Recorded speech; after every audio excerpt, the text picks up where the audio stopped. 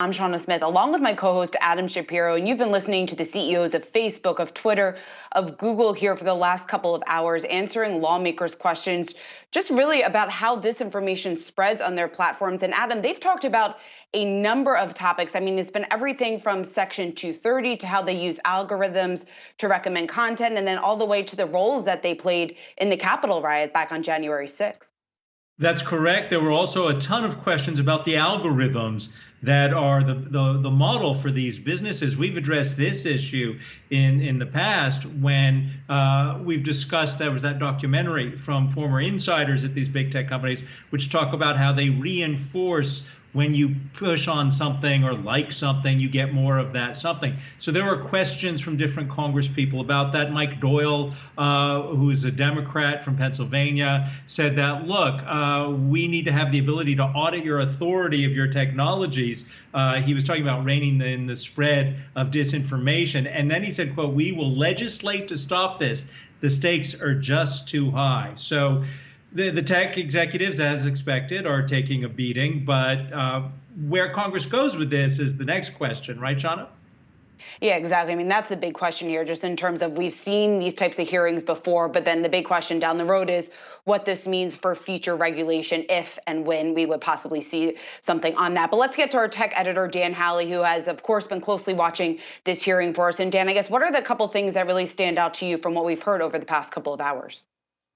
Yeah, a couple of things seem to stand out outside of Jack Dorsey tweeting during the hearing and kind of taking shots at the lawmakers as they continue to try to question him.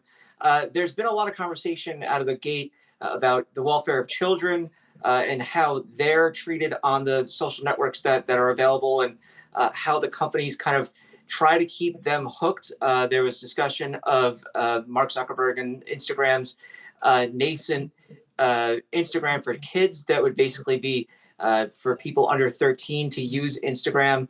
They say that that's still in testing phases, though, so it's not necessarily going to be coming out anytime soon, if it does at all. There was talk about YouTube YouTube Kids with Sundar Pichai and what that is made of. He kind of said that, look, this is something that we put educational programming on, Sesame Street, things along those lines. So that's really one of the more interesting threads that we're seeing here.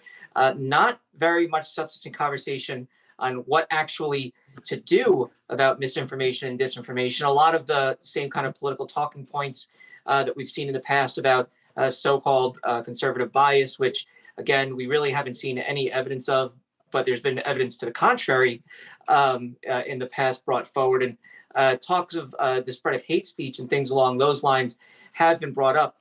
The only proposals that we've seen that really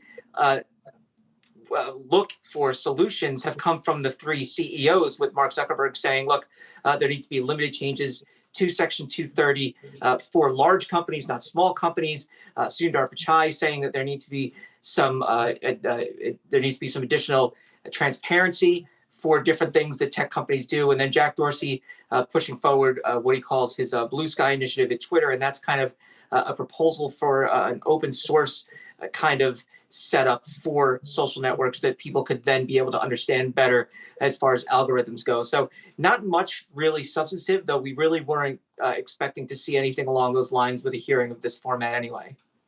Dan, there were a lot of questions, too, about the role that the social media businesses may have played in the January 6th insurrection at the U.S. Capitol. And I was curious because they actually, I think, wasn't it Dorsey that actually said, yes, Twitter did assist, whether not intentionally perhaps, but he said yes in playing a role in the attack on the Capitol.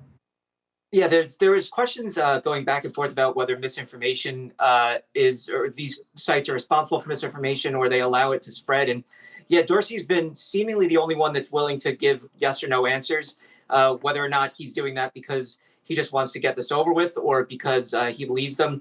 I think for the most part, he tends to believe them. But yeah, he was really the most open to say that, yeah, the platform can be used for misinformation spreading, and that's why they're trying to fight that.